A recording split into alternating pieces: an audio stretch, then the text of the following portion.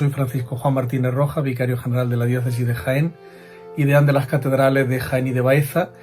Soy doctor en Historia de la Iglesia e hice mi tesis doctoral sobre la reforma eclesiástica en el Jaén del 16. El título de la ponencia es Una iglesia principal y calificada. Tendría que ir casi, podríamos decir, entre comillas, porque es una expresión que está tomada de un memorial de las iglesias de la Cámara de Castilla, aproximadamente datable en 1554, cuando el cardenal obispo de Jaén, don Pedro Pacheco Ladrón de Guevara, es trasladado a la diócesis de Sigüenza. Y la Cámara de Castilla, que era el organismo encargado de preparar el material y la terna, normalmente 3 nombres para que el rey Felipe II eligiese el candidato para la diócesis de Jaén, propone al cardenal obispo de Coria y le dice que se le puede trasladar siendo cardenal a Jaén, puesto que la diócesis de Jaén es una iglesia principal y calificada. ¿Qué significa que es una iglesia principal y calificada? Que es una diócesis importante. Pues significa que realmente en el panorama eclesiástico de la España del 16, Jaén ocupa un lugar importante. Nuestra tierra experimentó un sorprendente desarrollo demográfico y económico al finalizar el periodo de frontera desde finales del siglo XV, y el siglo XVI es una etapa de crecimiento exponencial. La diócesis de Jaén se coloca en las 34 diócesis con que contaba la Corona de Castilla, en el ranking, podríamos decir, de rentas episcopales, en el número 9, de 34 la 9ª, por encima incluso de algunos arzobispados. Es significativa también la presencia como obispo de nuestra tierra en el siglo XVI de 4 cardenales. El cardenal don Esteban Gabriel Merino, de 1523 a 1535, el cardenal don Francisco de Mendoza, de 1538 a 1543, don Pedro Pacheco Ladrón de Guevara, el ya citado cardenal Pacheco, que fue el jefe del partido español, del partido imperial en la primera etapa de sesiones del Concilio de Trento, de 1545 a 1554, y ya al final justo del siglo, don Bernardo de Rojas y Sandoval, el tío del todopoderoso duque de Lerma, de 1596 a 1599. Es también prueba de ese auge y de esa importancia que tuvo Jaén en el siglo XVI, la creación de centros de enseñanza como la Universidad de Baeza, la fundación de numerosos conventos de las principales órdenes mendicantes, así como de varias fundaciones nuevas a las que luego haré referencia, o también la presencia en la escena política, sobre todo a través de la administración estatal, de personajes importantes como son algunos miembros de la saga ubetense de los Cobos Molina, como el secretario del emperador Carlos V, don Francisco de los Cobos, y su sobrino Juan Vázquez de Molina. Cuando hablamos de diócesis de Jaén en el siglo XVI, estamos pensando en una extensión aproximada de 8.356 kilómetros cuadrados que ustedes pueden ver perfectamente en el mapa que están contemplando ahora en la pantalla. Ven cómo se ha dibujado lo que es la provincia actual, pero en negrita, con un color negro más intenso, está lo que fue en el siglo XVI fueron los límites de la diócesis de Jaén. En su Nobleza de Andalucía, la gran obra que publicó en 1588 don Gonzalo Argote de Molina, señalaba los límites del reino de Jaén con alguna imprecisión que coincidían prácticamente con los de la diócesis. Tenemos que tener en cuenta que junto con el obispado de Jaén había en el perímetro de la actual diócesis otros territorios que ustedes pueden contemplar. En la zona noreste estaban, que entonces no pertenecía ni a Jaén, ni al reino de Jaén ni a Andalucía, estaban las 2 vicarías de la Orden de Santiago, de Beas de Segura y de Segura de la Sierra, que fueron independientes, para la visita dependían del obispado de Cartagena y no pasaron civilmente a la provincia de Jaén con la división por provincia en 1833, y luego eclesiásticamente cuando se suprimieron en 1873 los territorios exentos y los territorios de las órdenes militares. En el sureste estaba el adelantamiento de Cazorla, señorío de los arzobispos de Toledo, que compartían los arzobispos de Toledo pues 4 localidades con el obispado de Jaén, que eran las que formaban el arciprestazgo de Iznatoraf. Iznatoraf, Villanueva del Arzobispo, Villacarrillo y Sorihuela. Dividían el río Guadalquivir, y entonces, aunque civilmente esas 4 localidades, Iznatoraf, Villacarrillo, Villanueva del Arzobispo y Sorihuela, civilmente pertenecían al arzobispo de Toledo, sin embargo, eclesiásticamente pertenecían al obispado de Jaén como un arciprestazgo. Luego el resto de localidades del adelantamiento de Cazorla, pues Cazorla, Quesada, Santo Tomé, Peal, etcétera, y La Heruela ya pertenecían civil y eclesiásticamente al arzobispado de Toledo, y pertenecieron hasta una fecha tan tardía como 1954. Junto con eso hemos estado en el oeste estaba el partido de Martos de la Orden de Calatrava, que fue una fuente continua de problemas para los obispos de Jaén. De hecho, el primer obispo después de la Reconquista, Fray Domingo, firma una concordia con la Orden de Calatrava, y se estuvieron firmando concordias porque los problemas que surgían de la colisión de jurisdicción entre los obispos de Jaén y la Orden de Calatrava se repetían continuamente, y como digo, la última concordia es de 1720. Y ya justo más al sur estaba el territorio de la abadía de Alcalá la Real. Todos esos territorios son los que ya dentro de la actual provincia de Jaén forman parte de la actual diócesis, pero en el siglo XVI tenían una jurisdicción pues aparte, separada, exenta, y no dependían del obispado jiennense. Las parroquias de la diócesis de Jaén fueron agrupadas en varios arciprestazgos que sufrieron un cambio sustancial cuando el Papa Inocencio IV trasladó a Jaén la capitalidad del obispado con la bula Exaltatio Fidelium el 15 de mayo de 1249. A partir de esa fecha, la geografía eclesiástica, que tienen ahí también con esos puntos discontinuos señalada, quedó organizada para su administración en 3 arcedianatos y 7 arciprestazgos que englobaban un determinado número de parroquias, cuya cifra pues desconocemos en aquellos años iniciales. El arcedianato de Jaén comprendía bajo su jurisdicción los arciprestazgos de Jaén y de Arjona. El arcedianato de Baeza integraba los arciprestazgos de Baeza y de Andújar, y finalmente el arcedianato de Úbeda abarcaba los arciprestazgos de Úbeda, Iznatoraf y Santisteban del Puerto.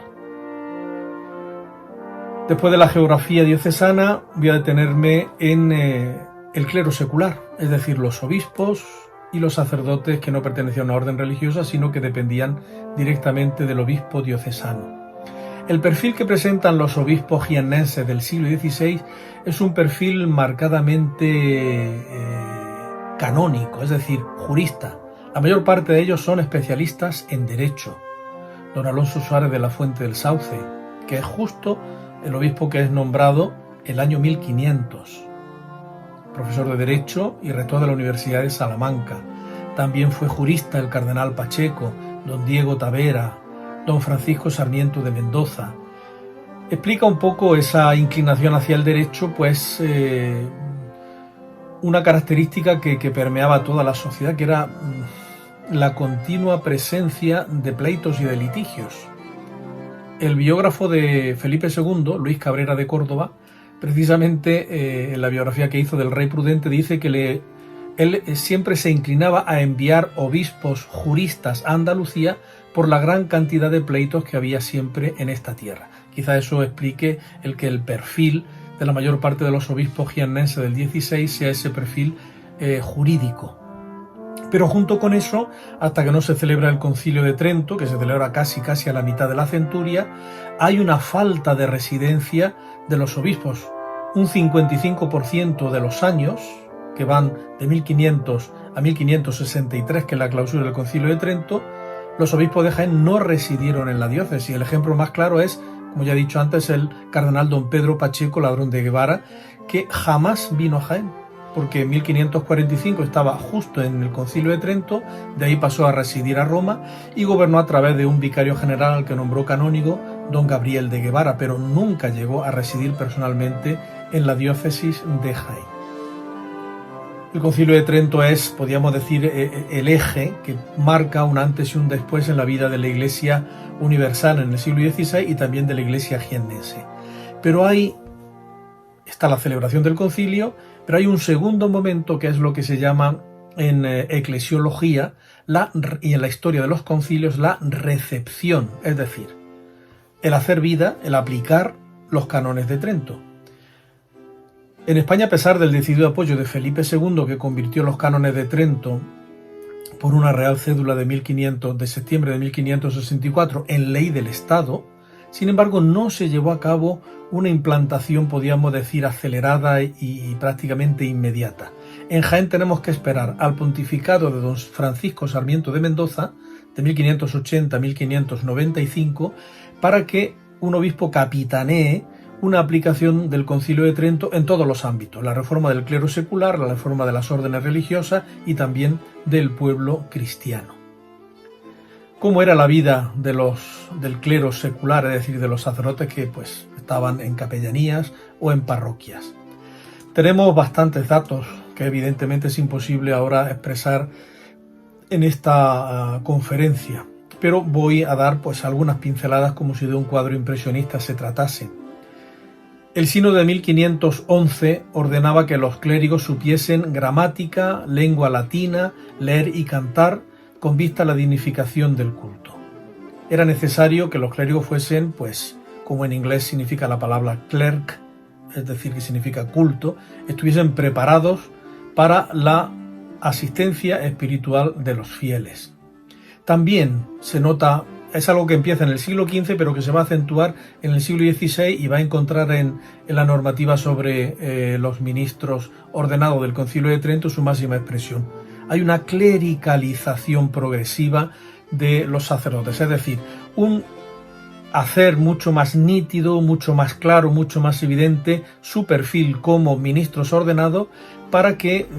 la secularización que podían tener en su comportamiento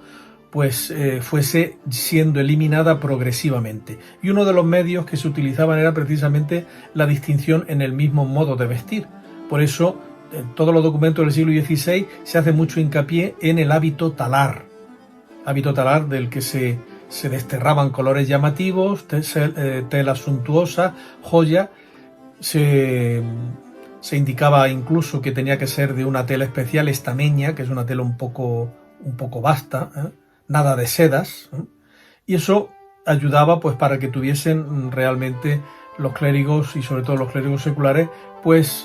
eran medios para que le ayudasen a vivir su vocación específicamente eclesiástica. Para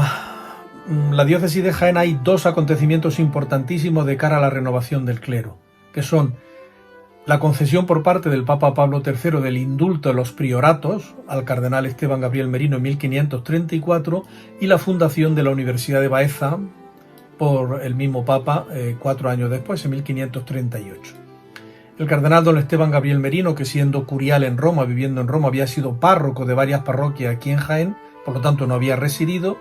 al venir a Jaén como obispo y hacer la visita pastoral, constata cómo la falta de residencia de los párrocos causaba muchos daños en las parroquias, daños espirituales y pastorales. Por lo tanto, le pide al Papa una gracia, un indulto apostólico, por el que el Papa autorizase una normativa especial para la diócesis de Jaén de cara a cubrir los puestos de priores, que era como se conocía entonces a los párrocos. Los prioratos eran las parroquias. Tenía que ser por oposición. Quien se presentase, los sacerdotes que se presentasen para ser párroco a esa oposición, tenían que ser naturales del reino de Jaén y ser graduados, es decir, tener estudios universitarios, bachiller, licenciado o doctor en artes, teología o derecho. Había un ejercicio de oposición en el que había dos canónigos, normalmente el magistral, que era el especialista en teología, y el lectoral, el especialista en Sagrada Escritura, y dos religiosos que normalmente eran un franciscano del convento de San Francisco de Jaén y un dominico del convento de Santa Catalina Mártir, también de la ciudad de Jaén. Examinaban con un texto teológico medieval el libro de la sentencia de Pedro Lombardo, que se conserva en el archivo histórico diocesano de la catedral, y con una Biblia, y evaluaban cómo había sido el ejercicio de oposición, y dependiendo de la mayor o menor calidad hacían una lista que presentaban al obispo para que el obispo normalmente nombrase al primero que estaba en esa lista. Eso significó que a partir de entonces, primero, creció el nivel intelectual de los párrocos porque todos tenían ya graduación universitaria, y luego les obligó a la residencia, que luego lo va a ordenar el Concilio de Trento, pero después, casi 20 años después. Tenían que estar ahí presentes en su parroquia y trabajando, y no pues que lo sustituyese cualquier clérigo que, pues, por no tener el cargo de prior, pues realmente, digamos, el empuje pastoral que tenía pues no era excesivo. Y he dicho que el segundo hito de la reforma del clero es la creación de la Universidad de Baeza, que nace como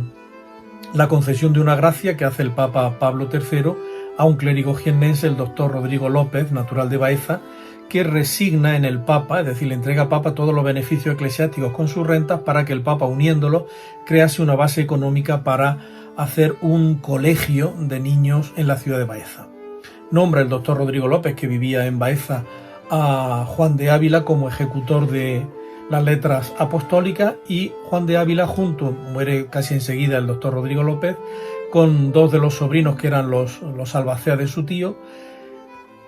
idea cambiar profundamente la voluntad primera del testador, del fundador, para convertir en una auténtica universidad eclesiástica el nuevo Estudio General de la Santísima Trinidad de Baeza, que es como se llamaba la universidad. Y lo consiguen con un rescripto de la Penitenciaría Apostólica de 1542, porque se autoriza a leer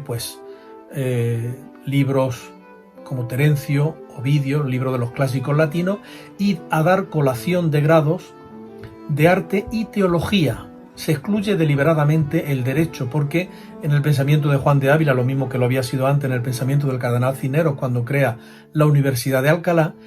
los pastores, los obispos y los sacerdotes, más que especialistas en derecho y gestores, tienen que ser fundamentalmente teólogos y predicadores. Y por eso se excluye deliberadamente de la Universidad de Baeza el derecho. Y va a ser un centro de formación del clero jiennense prácticamente hasta su desaparición en 1824. Junto con eso tenemos entre 1475 y 1579 40 fundaciones de nuevos conventos masculinos y femeninos. Hay un gran empuje fundacional en algunas órdenes, como por ejemplo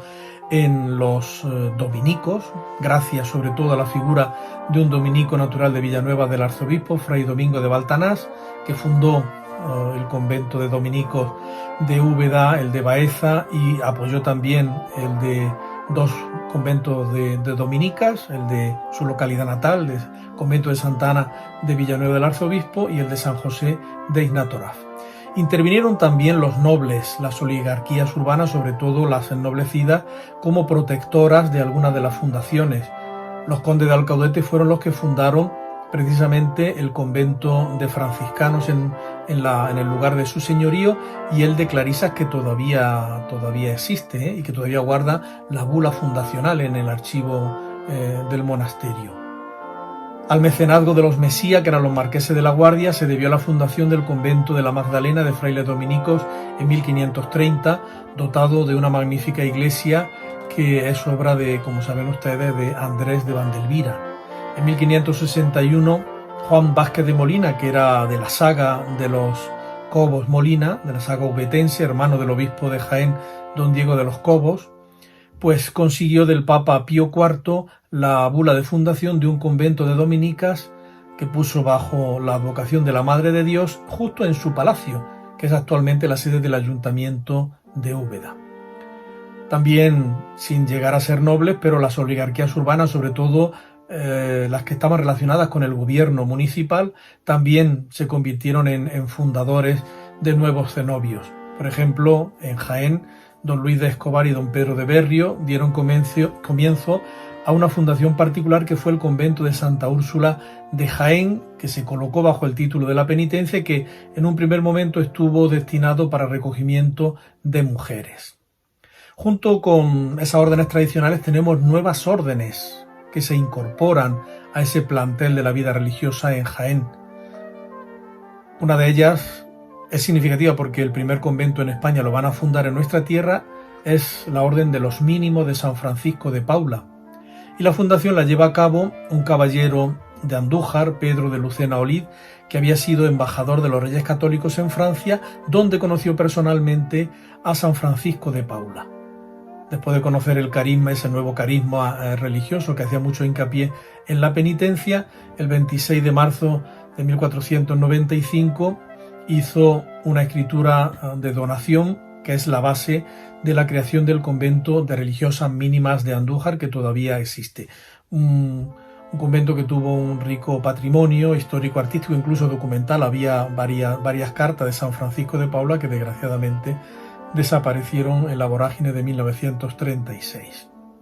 Los mínimos crearon ya posteriormente, en 1551, un convento de religiosos bajo la vocación de la Victoria en Baeza, y en la misma ciudad, en 1561, y gracias al patronazgo del licenciado Benito del Castillo, también crearon un monasterio de la rama femenina que colocaron bajo la advocación y la titularidad de San Ildefonso. El quinto convento de los mínimos en la diócesis de Jaén en este periodo fue creado en Úbeda en 1557. Otra orden que durante la Edad Media no estuvo presente en Jaén, pero que sí abrió casas en el siglo XVI, fue la Orden de los Ermitaños de San Agustín, la Orden de los Agustinos. El primer convento se remonta a 1541 y fue fundado en un paisaje realmente bello, que es el Valle de Cazalla, en la zona de Cárchel y Carchelejo, no en un núcleo urbano como solían fundar las órdenes mendicantes, que fue abandonado cuando en 1573 doña Isabel Vázquez les donó una casa amplia en Huelma y se trasladaron allí. Allí en Huelma el convento fue creciendo y se mantuvo bajo el patronazgo de los duques de Alburquerque hasta desamortización en 1835. También la Orden de Ermitaños de San Agustín, pero en su rama femenina, abrió en 1567-1568 un convento de monjas en Baeza, el convento que todavía existe de Santa María Magdalena. He hecho referencia ya a ellos antes, a los basilios. Los basilios son una orden muy peculiar porque son una orden de rito oriental que todavía siguen celebrando, aunque sean católicos, siguen celebrando en griego, y que llegó a Jaén de la mano del padre Bernardo de la Cruz, que se había retirado a la zona de Matavejí con un grupo de ermitaños para llevar allí vida en común. Como el Concilio de Trento había establecido que los que llevasen una cierta vida regular tenían que estar bajo una regla autorizada por la Santa Sede, el padre Bernardo de la Cruz, que había ido a Roma, había conocido allí Grottaferrata, una localidad cercana a Roma, el convento de San Nilo de monjes basilios, le gustó el carisma basiliano y obtuvo de Pío IV en 1561 la fundación de la Congregación Española de Monjes Basilios, que tuvo dos conventos aquí en Jaén: el convento de Santa María de Oviedo, en el despoblado de Matavejí, que es la casa madre de los basilios en España, y luego el convento de Nuestra Señora de la Esperanza, que era el de los agustinos, al que he hecho referencia antes, del barranco de Cazalla, que al abandonarlos ellos para marcharse a Huelma fue comprado por los basilios. Y precisamente en 1595 de ese convento partieron algunos basilios para fundar en la ciudad de Sevilla el convento de San Basilio. Otra orden que se hace presente en el siglo XVI en Jaén son los carmelitas, primero los llamados carmelitas de la observancia o carmelitas calzados, que fundan de la mano del obispo don Alonso Suárez el convento de la Coronada en 1511, extramuros de la ciudad de Jaén. Posteriormente se trasladarán adentro de la ciudad, pero siempre fue un convento bastante reducido. Sin embargo, quien sí tiene un éxito muy notable en nuestra tierra es el carisma carmelitano descalzo, los carmelitas descalzos. El primer convento que se funda es el convento de la Peñuela, donde está actualmente la Carolina, que era un eremitorio en Sierra Morena, donde llevan una vida retirada un grupo de ermitaños que acoge la regla de la descalcez. Posteriormente, en 1579, San Juan de la Cruz funda el convento de San Basilio en Baeza, donde iban a estudiar precisamente los novicios de los carmelitas descalzos en la Universidad Baezana, y el primer rector es precisamente San Juan de la Cruz. y al final ya del siglo XVI, de 1580 a 1595, y con el decidido apoyo del obispo Sarmiento de Mendoza, se realizan 7 fundaciones de carmelitas descalzos y descalzas en Jaén. Frailes en Andújar, en Jaén, en Úbeda, en Alcaudete, monjas en Sabiote, en Úbeda, en Baeza. Otra orden que llega a Jaén y que va a tener también pues una presencia notable es la Compañía de Jesús. Los primeros datos son de 1556, cuando el provincial de España, Bartolomé de Bustamante, viaja a Jaén porque hay un intento de Juan de Ávila y de sus discípulos para que la Universidad de Baeza pase a depender de la Compañía de Jesús. Sin embargo, no se lleva a cabo y finalmente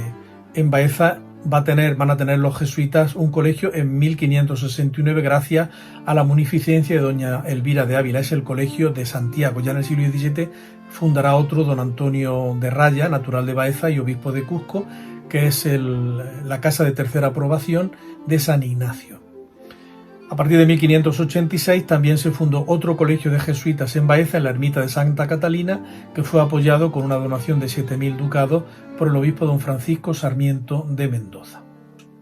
Hay a partir de finales del siglo XV todo un movimiento amplio que constata cómo es insuficiente el que a los fieles se les enseñe la doctrina cristiana únicamente con el sermón dominical.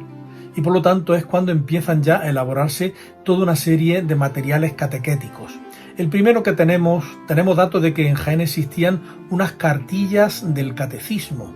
pero no se ha conservado ninguna. Debían de ser pues de tamaño pequeñito, pero sí tenemos en el misal jiennense que se imprimió en Sevilla en 1499, al final hay un resumen de la doctrina cristiana, con los artículos de la fe, los 7 sacramentos, los mandamientos, las virtudes cardinales y teologales, los pecados mortales, las virtudes contrarias y las obras de misericordia. Por lo tanto, podríamos decir es el primer catecismo conservado que se aplicó aquí en la diócesis de Jaén.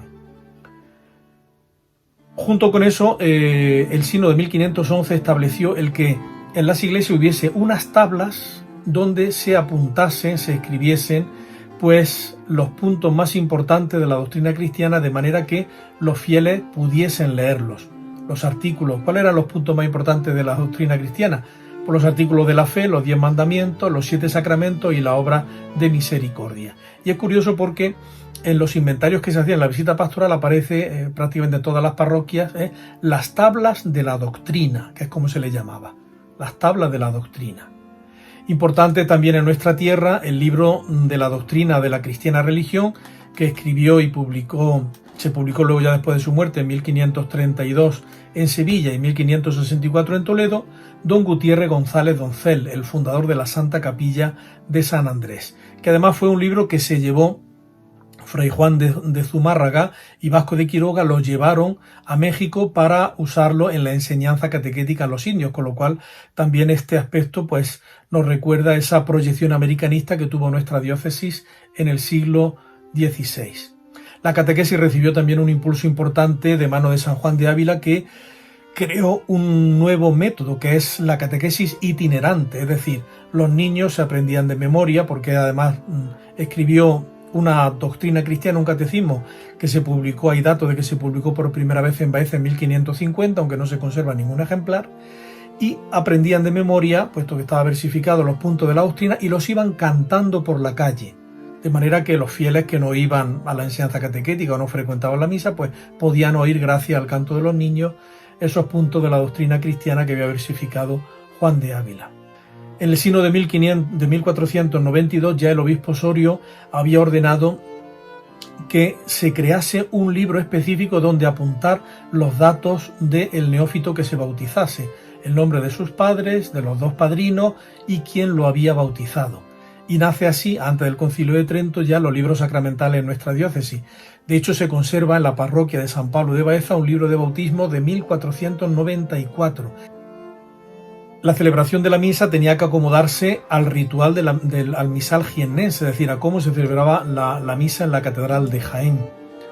Y se establecía lo estableció el Sínodo de 1492 y una práctica que continuó durante todo el siglo XVI, que cuando los niños ya adolescentes llegasen a los 14-15 años, los priores los exhortasen a comulgar y a confesar. Es decir, que no era como posteriormente ocurría desde principios del siglo XX, que se retrotrae prácticamente a la infancia la recepción de la primera comunión. También es importante en este periodo el progresivo auge de la adoración de la Eucaristía fuera de la misa, que se manifiesta en la creación de las grandes custodias. La custodia de Juan Ruiz el Vandalino para la Catedral de Jaén de 1542-43 y otras muchas custodias que pues algunas se conservan y otras pues desaparecieron, que manifiestan como esa presencia real de Cristo en la Eucaristía para la adoración pues se fomentaba en los fieles, también como respuesta a la negativa o a la negación de los protestantes de la presencia real de Cristo en la Eucaristía. Con la aprobación del canon Tametsi por parte del Concilio de Trento, también el matrimonio fue regulado de una manera muy precisa. Había que combatir los matrimonios clandestinos, había que dar estabilidad al matrimonio y el concilio ordenó pues, que se hiciese un expediente previo a la celebración del matrimonio y que los datos se anotasen en un libro. Por eso prácticamente casi todas las series sacramentales inician a partir de 1563-1564. Pero junto con esto, pues también existían algunas prácticas de tipo, lo podríamos decir hoy, de religiosidad popular, puesto que la vida litúrgica no agotaba la espiritualidad de los fieles. Hay que hacer siempre referencia al asociacionismo seglar, es decir, a las cofradías y hermandades, cuya eclesialidad siempre los pastores intentaron poner y subrayar. Para que hubiese una cofradía, decía el obispo don Luis Osorio y luego lo repiten los demás obispos en el siglo XVI, tenían que contar con licencia del obispo, tenían que presentar ante el obispo, también ante el provisor, las cuentas anualmente y tenían que tener expresiones de fe popular pública, como eran las procesiones, de manera honesta. Es decir, había que evitar pues, ciertos desajustes que podían introducirse pues, por manifestaciones de tipo pues, supersticioso, pero esas entraban ya dentro del ámbito y de la acción del Santo Tribunal de la Inquisición, del Santo Oficio. Finalmente, una breve referencia a dos colectivos peculiares dentro de los fieles, los alumbrados. Hubo dos focos de alumbradismo, uno en Baeza, siempre ya estamos hablando de la década de los 80, en el pontificado de don Francisco Sarmiento de Mendoza, que fundamentalmente eran reducidos, eran grupos de personas, mayormente mujeres, que buscando una mayor autenticidad en su vida de fe, llegaban a tener a veces experiencias místicas. La actuación de la Inquisición dejó claro que el círculo de Baeza no era susceptible de heterodoxia. Sin embargo, el círculo de Jaén, que capitaneaba entonces el párroco de San Bartolomé, de la parroquia de San Bartolomé, el licenciado don Gaspar Lucas, sí era sospechoso de una cierta heterodoxia y desviaciones morales, y de hecho, pues tanto él como algunas de sus dirigidas fueron condenados por la Inquisición. Y finalmente, los moriscos, después de la rebelión y la guerra de las Alpujarras, que termina, como saben, con la victoria de los ejércitos de don Juan de Austria, los moriscos del Reino de Granada son repartidos por toda España y a Jaén llega pues un buen contingente. Ya existían antes, pero se ven todavía aumentados. El obispo don Francisco Sarmiento realizó dos padrones muy detallados de los moriscos y desde el punto de vista pastoral significaban un desafío porque realmente continuaban teniendo un cripto-islamismo, es decir, no se habían convertido al cristianismo de manera real, y esa falta de asimilación en una sociedad donde la uniformidad confesional era el garante de la unidad política, pues fue abriendo poco a poco paso a lo que fue posteriormente ya en 1609 el decreto de expulsión de Felipe III. Pues en esta iglesia vital, en esta iglesia rica, en esta iglesia que evidentemente su vida y la descripción de todos los avatares que configuraron su travesía por el siglo XVI, que fue el obispado de Jaén en esa rica centuria, es en la que nació a la luz y a la fe en 1520 en Baeza Gaspar Becerra, el personaje que ha dado sentido y unidad a todas las conferencias y al concierto de este ciclo tan peculiar, virtual, de los jueves de la catedral. Muchas gracias y esperemos que el año que viene pues podamos vernos como en años anteriores ya de manera presencial en la catedral para celebrar un nuevo ciclo.